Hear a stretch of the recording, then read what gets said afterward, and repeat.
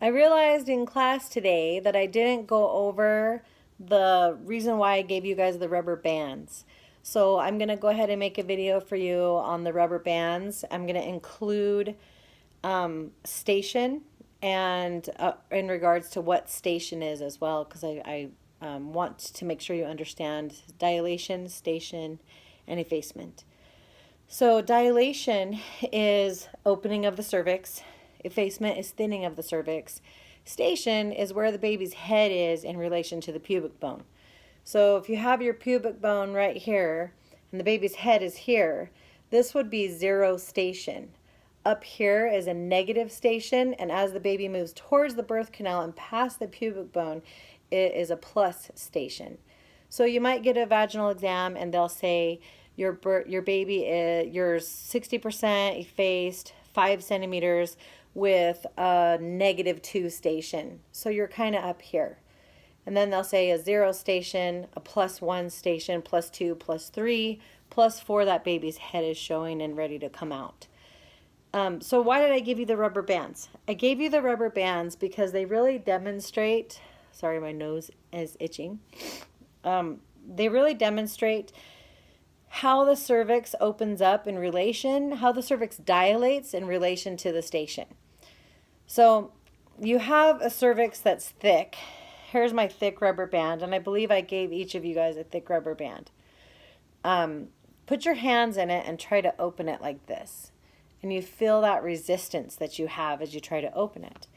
This is a medium-sized rubber band. Put your fingers in it if you have one and try to open that and feel the difference. Then you have a thin rubber band. Put your fingers in that and open that and feel the difference. So when the cervix is thick and it has a lot of resistance, it's harder for it to dilate when it's not effaced. But when the cervix is effaced and really thin and essentially almost dissolved away, that resistance is gone, so you can dilate it much faster. So this is why sometimes first-time moms especially have to do all their effacement before they'll make it past 4 or 5 centimeters, because the resistance is too great for them to do any dilation until it's nice and thin. Now a second, third-time mom, that cervix and the uterus has worked hard and done this before, so it remembers how it needs to get into position for baby. So it will efface generally much faster and become thinner.